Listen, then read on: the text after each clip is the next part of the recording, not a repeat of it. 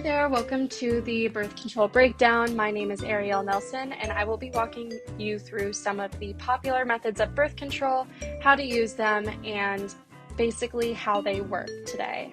So the first form of birth control that we'll be talking about today is called the pill. There are many different brands of the pill that all have different concoctions of hormones in them. The hormones that are in birth control are progesterone and estrogen, so there will be different dilutions and amounts of each hormone in the different brands that you take. Some brands of the pill will work for some people and some pills won't work for people, so that's why it's really important to continue experimenting with the pills and figure out which one works best for you. The pill is a hormonal form of birth control, like I already said. It's over 99% effective, and it's to be taken daily at the same time every day. So right here we have an image of what the pill packet sort of looks like. Those pills are normally going to just be white, but for explanations purpose, we're going to be using this so you can kind of understand what I'm talking about.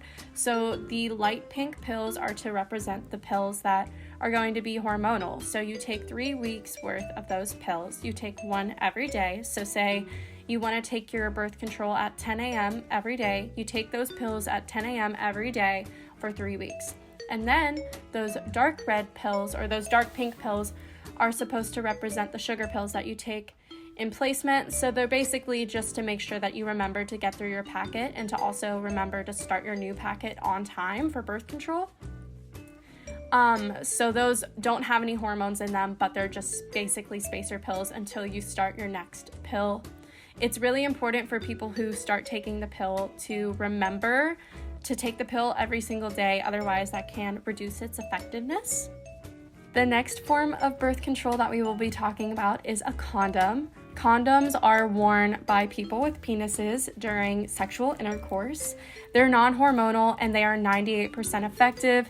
The cases when they aren't effective is when they are put on improperly, or they break, or there's a hole in them, or somebody left it in their pocket. There are so many factors that go into condoms being used improperly or them not being effective. But some tips and tricks for people is to keep them at room temperature. So do not leave them in your car and use them. Do not leave them in your wallet. Don't leave them in your pocket. They should be in a box in your home or your apartment or wherever you're storing them. It should be kept at room temperature at all times. It is also important to consider the fact that condoms do have an expiration date, so it can take several years for them to expire, but before opening a condom and putting it on, it is important to remember that it does have an expiration date. It's also important to know how to properly put on a condom. So what a lot of people try to remember is that the ring of the condom goes on the outside. If you can see here, we have an image of a condom. It's the kind of little bubble balloon looking thing that we've got right here. And the bottom of it is on the outside. That's the ring of extra rubber, so that should be on the outside of the condom. It should be pretty easy to put on, and if you're having excessive difficulty with putting on a condom, throw it away and start with a new one. Next, we'll be talking about the IUD. So there are 2 different types of IUDs. We have the copper IUD and the hormonal IUD. So the copper IUD is non-hormonal. Studies have shown that sperm do not like copper. So essentially, the sperm will be pushed away in a sense by the copper, or they won't go near the copper, so that prevents pregnancy. It's non-hormonal. It can last up to 10 years. It's more than 99% effective, and it's placed into the uterus by a doctor. Most of the time this will be a gynecologist. What they will do is they will take this type of, the easiest thing to compare it to is a type of tweezer type thing, and they stick it into the vagina, they hold it in place, they stick a tube that has the IUD centered in it, and then they push that into the cervix. They push on the bottom of the tube and basically release the IUD into the uterus. And yeah, the hormonal IUD is put into place the same way that the copper IUD is put into place. As the name suggests, the hormonal IUD is a hormonal form of birth control. It can last up to 10 years and it is more than 99% effective. The IUD is a great method of birth control for people who do not want to deal with the hassle of taking a pill every day or having to remember to take a pill every day. The only problem with that is the IUD can be relatively expensive. The IUD is also not going to prevent anybody from getting an STD. The implant is a hormonal form of birth control. It looks like a little stick. It is placed under the skin inside of the arm, so you do need a doctor to put that into place.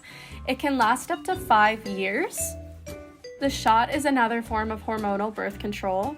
You get this shot once every 3 months, and it is more than 99% effective. You get the shot once every 3 months by a doctor. It works the same way that the pill and the implant work, so it will prevent an egg from being released from the ovary into the fallopian tube, and it will also increase cervical mucus. That way sperm cannot swim into the uterus and fertilize an egg, even if there were one there. The next form of birth control is the vaginal ring. It's a hormonal method of birth control. It's left in the vagina for 3 weeks and then taken out for 1 and then replaced with a new one.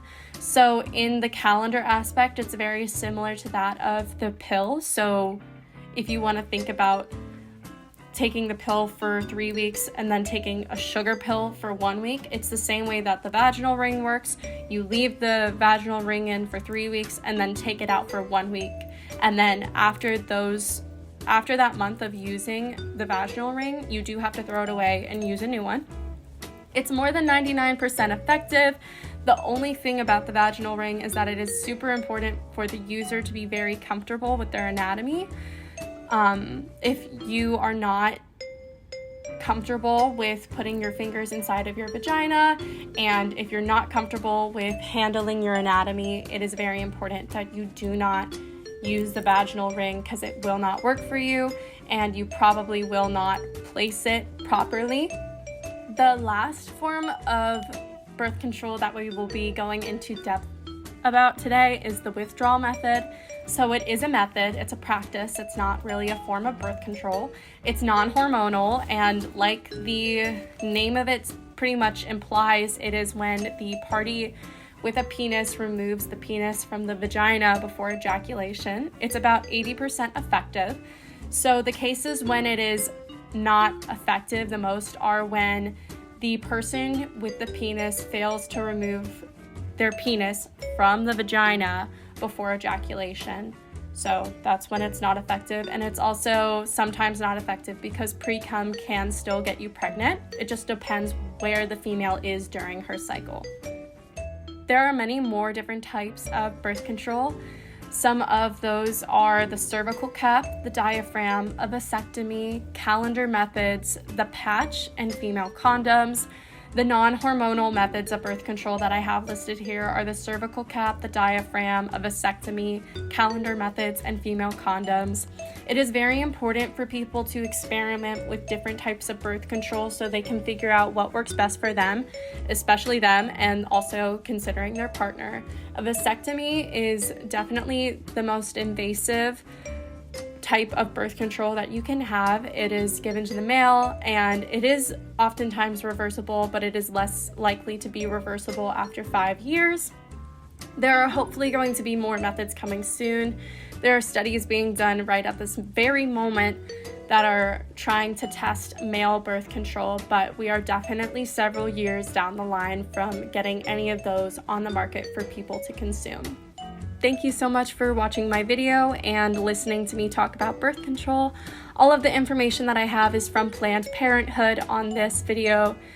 And yeah, hope you enjoyed. Bye-bye.